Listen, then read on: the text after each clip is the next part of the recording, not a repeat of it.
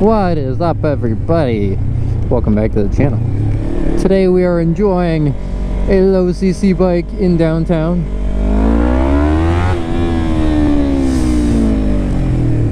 We're just gonna go smack the rev limiter near your little county park, near your little outdoor bougie like cafe place, and past all your little places in downtown. The nice thing about a low cc bike is if you're on a big liter bike, you can't actually hit your red line in downtown. But the nice thing about these little low cc bikes, man, you go brapping around, just red line it from one red light to the next. Make a whole lot of noise. Look at these people eating outside, trying to enjoy their nice Sunday. Too bad I have a little 300 and I'm gonna ruin it. Oh, look, you got a little outdoor food truck festival. You're trying to have a nice time. Oh, come on, people, move. We're trying to make some noise. We're trying to do MotoGP revs, F1 revs out here in downtown. Going past your little park.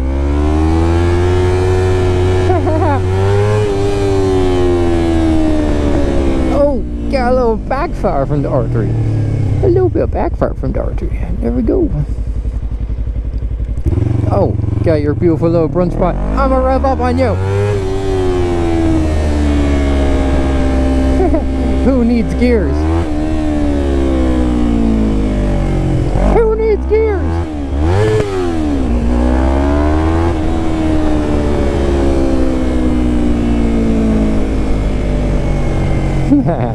We just make a loud noise.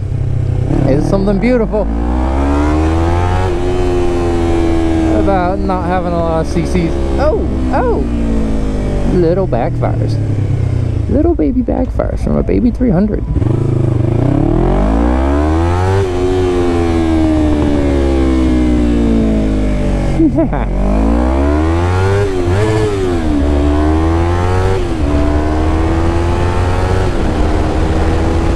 Settle down. We got serious things to talk about. We got serious laws to talk about and serious things affecting motorcycles. We got to talk about self-driving cars and how they're going to change motorcycling and how you got to pay attention. We're going to talk about laws and how Virginia is thinking about limiting car speed. I think they were trying to limit them to like 80 or 85 miles an hour, maybe 90 miles an hour. I forget the exact number, but they were trying to limit your car, like put in like plug-in things to your OBD2 to limit how fast your car can go. So you don't even have the option to really speed much anymore. I guess you could still do like an 80 in like a 45, but they trying to stop you from killing the streets, enjoying owning a fast car and stuff. So first off, the old adage of loud pipes save lives works for when you have a car driver actually driving the car. But I was looking up self-driving cars, Tesla, full self-driving, all this stuff. They don't use microphones. They don't take any audio into account. So if you got a driver sitting there texting away, not paying attention as the computer's driving him along, I mean, literally all you have is the hope that one of the 8 cameras that are on the Teslas, maybe varying by model, is going to catch you. And Tesla's the leader in this, and this isn't to say anything good or bad about Tesla. This is just to say, you know, other car manufacturers are going to have to be putting this stuff in to keep up. And if your loud pipes don't make you any more visible now, I mean, it's probably going to change to needing more lights. It'll be like lights save lives or something. It's a big question, right? Like, if all of a sudden you just need to be detected by a camera, I mean, the good thing is it looks like the cameras are better than maybe Mark Rober's, like, you know, autopilot thing, because he did the test with autopilot, and then there was the full self-driving stuff, and the people went back and tested it with full self-driving. Full self-driving seems like it actually works and detects that stuff, but you know, full self-driving you got to pay for. And what happens when it comes down to, like, well, like, full self-driving and can protect motorcyclists better, and pedestrians better and other people like that, but you got to pay for it, and you're using the free autopilot system. And so, oh, it looks like an accident up here. Maybe they're getting jumped. I don't know, something weird. Facing the wrong way, brother. But yeah, so if it comes down to a safety thing where it's like, hey, look, like, you know, you're using autopilot and it's free, but like it doesn't detect motorcyclists or pedestrians very well. You know, the people are all outraged over Mark Rober's test where they're like, oh, but you didn't use full self-driving. But like, the point is that, because he did a comparison versus LiDAR, so he made Tesla look bad. But the real like concern is there are lots of people using the free autopilot system that's clearly not amazing and not as good as full self-driving. And I guess the question is, should the pedestrian or motorcyclist pay and be hit because you didn't want to spend like $100 or whatever full self-driving worked out to be, right? So it's on the car driver because you weren't using the premium feature. Maybe you like were being lazy or trying to save money, but at the end of the day, it's really not the car driver that pays with disabilities or injuries or things like that. And so I think it's something really interesting for Tesla to think about, where it's like, well, you potentially are going to have avoidable accidents, and you're sort of leaving people in this bad situation where, sure, the car driver, like, you might have to go to court if you hit a pedestrian, you might have these issues, but full self-driving could have intervened, but like, you chose not to. You chose to only use the free version, and the free version's not as safe for other people. Now, it'd be one thing if it was like it wasn't as safe for you, but it looks like really you're paying for other people's safety, which is a hard thing to convince other people to do, right? Most people don't want to pay or be inconvenienced to have the safety or luxuries for other people. They want it for themselves. People are, you know, in general selfish, which is, you know, makes sense. And then the second big thing, so I don't really have much of a resolution to that one, because that's just like, man, if you're going to use that kind of technology, you probably shouldn't use autopilot. You probably should be okay with full self-driving. But you have a steering wheel, you have a gas and a brake, or a throttle, I guess, and a brake, accelerator pedal. What do they call it in an electric car? But it's ultimately up to you. You're the driver of it. You're the owner of the vehicle. It's your problem with what happens on the road. And I mean, people don't see motorcyclists all the time that aren't in self-driving cars. So the way I see it, it's a net benefit to anyone that Tesla has these extra safety features.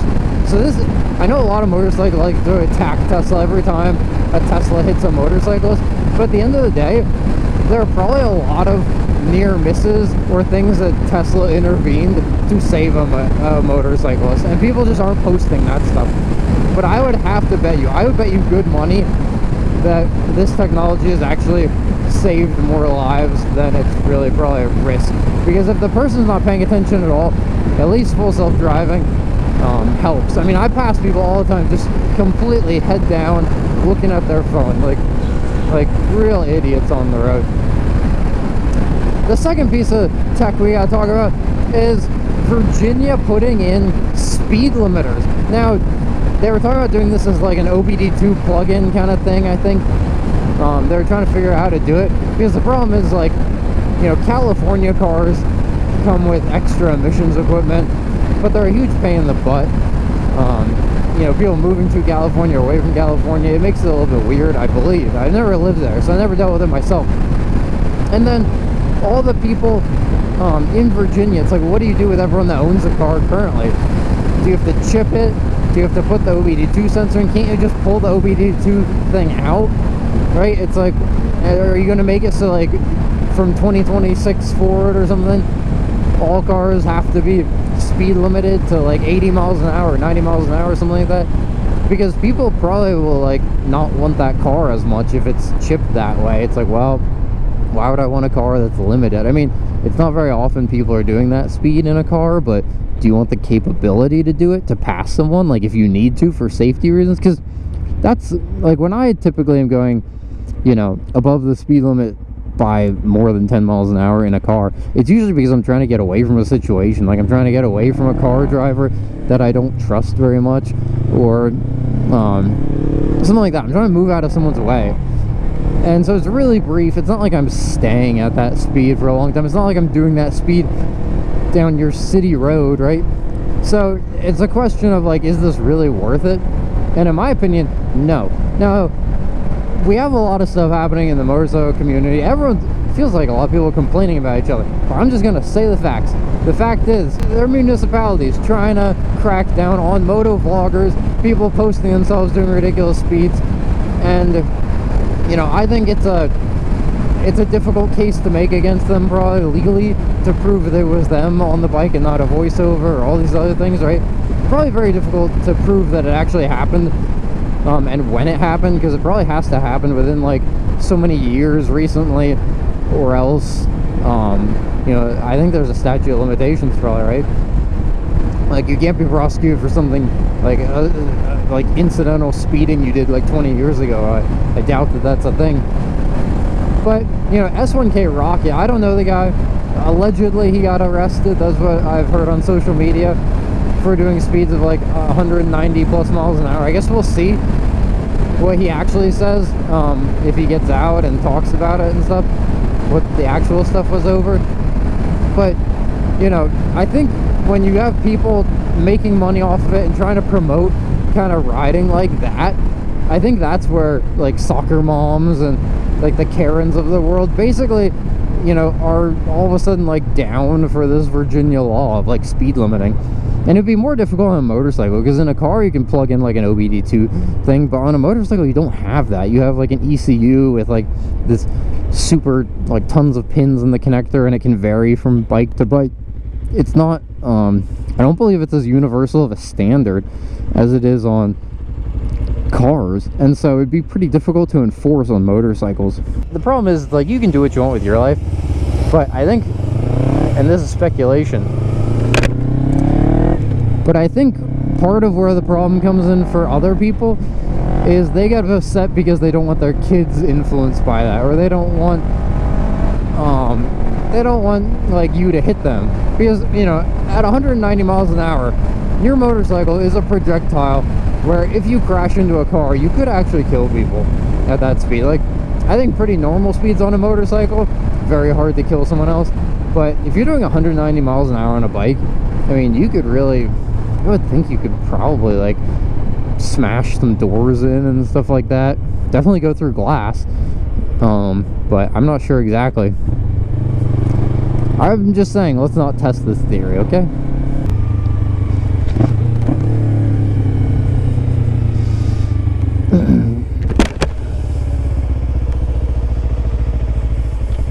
Oh, made him roll his window up. He didn't like my downshifts. One piece of technology, though, that I think is wonderful for motorcyclists, like, I think when people see me with this camera setup, I think people are more inclined to leave me alone, right? If you're like a road ragey kind of driver, are you really going to want to be filmed? I mean, it's so obvious that this thing's hanging off my helmet, right? And like all motorcyclists recording, it's really obvious. No one's hiding it inside their helmet. I don't think that's even possible. So, I mean, that's one good piece of tech I think that's helping us out. I think people just move on. They're like, I don't need to be famous on the internet today.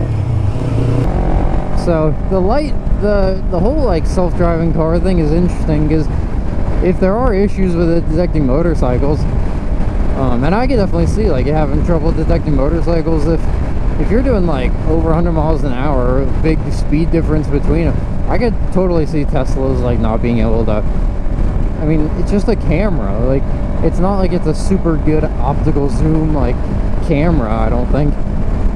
So if you're flying past it, I wouldn't be surprised if it can't detect you or can't identify you fast enough. So it's a consideration, and your loud pipes aren't going to help you. You know, so it's sort of interesting. But I would think you just want more lights on yourself. You probably want more colors. Make yourself more identifiable, like break yourself up against backgrounds. it'd be an interesting test, because I see a lot of people wearing like camo pants and stuff as they ride. And it'd be interesting to see, like, do the cameras like see your legs like disappear against the background if you're like against the background like that? I don't know. But there's lots of questions to be answered, lots of tests to be done. If I had a Tesla, I would be doing these tests to find out, like, as a motorcyclist, what you need to be doing to stay as safe as possible. Brother! My brothers!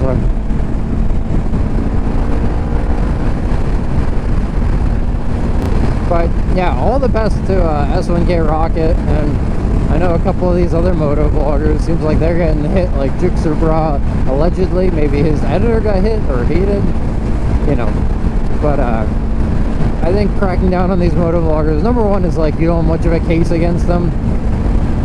It's probably like an intimidation tactic, honestly, because I just don't know how you prove that, like, at this exact date and time, unless if you got like cell phone data from them. Like, that's how Jixer Bra got caught, right? He said he paid with a credit card at the gas station. They got his face, they tied it to his address and stuff from the credit card, license, or I don't know if he had a license plate on the bike, but basically tied it to the bike, figured out his address, and were able to get him. And I don't know, it sounds like they didn't actually get him for anything. I don't know. Like, he paid a fine, and that's kind of it. So if I had to guess, I think this is probably just like people calling the cops saying there's someone ripping past me on the highway. It's people being upset about it, and it's probably the police just being like, we have to do something about it to try to intimidate you to stop doing it. But like, as far as like years in prison, it's probably like not gonna happen, because I don't know how you build a case that's like that big of a deal to have sped. But you know, this is why, like, in a lot of other communities, like in the car community and stuff, like cars, like, you don't see all those videos quite as much from people doing illegal stuff in cars. Like, I occasionally see people doing stuff where it's like little things, but they're always hiding their face, always hiding their license plate. It's like a first person point of view. Like, you know, it's not like these street takeover things anymore, but motorcycles have been exempt from this for a few years, where motorcycles have still been doing their like big ride outs and all this kind of stuff. So it's very interesting to see where this is going to go. But be careful what you post on the internet, Raz. You know, that's why riding that 300 is great. Like, at the beginning of this video, just ripping around town, revving it up at your local park and stuff, terrifying all the people who don't like loud vehicles. Now, it's bringing a smile. I see some people jump occasionally, but most people are smiling. They're like, like someone having fun on the road. Someone with a loud exhaust, a fast machine. It's good to see. It's good for the soul. It's good for the soul. People have fun. Can't be so uptight. But the cops and the tech and stuff sometimes make me wonder about it all, and just make me go, goodness, like, what is coming this way? How do we have to adapt? So I'll catch you all in the next video. Thanks for watching. Ride safe, everybody.